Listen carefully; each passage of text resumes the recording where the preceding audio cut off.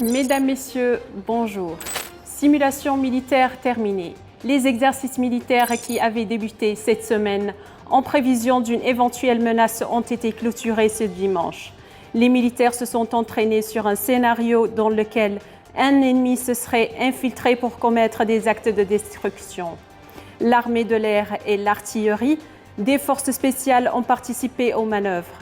Ces épreuves se sont déroulées aux frontières maliennes alors qu'une urgence militaire avait été déclarée.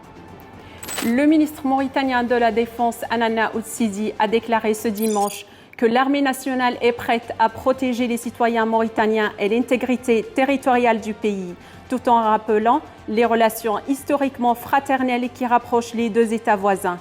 Outsidi était en visite ce samedi dans la zone frontalière avec le Mali en compagnie du ministre de l'Intérieur.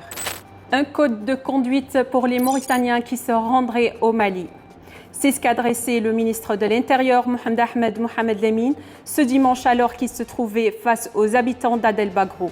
Le ministre recommande aux Mauritaniens d'éviter actuellement les régions maliennes soumises à certaines tensions. Il a toutefois tenu un long discours de paix en rappelant relations fraternelles historiques qui unissent le Mali à la Mauritanie. Au Sahel, des drogues de diverses natures paralysent la sécurité et entravent le développement économique de la région. C'est ce qu'a indiqué un rapport émanant du Bureau des Nations Unies chargé de la lutte contre les drogues et le crime organisé au NUDICI.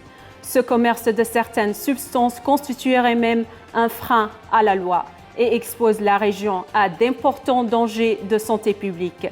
Une situation dont l'influence pourrait même atteindre la sphère mondiale.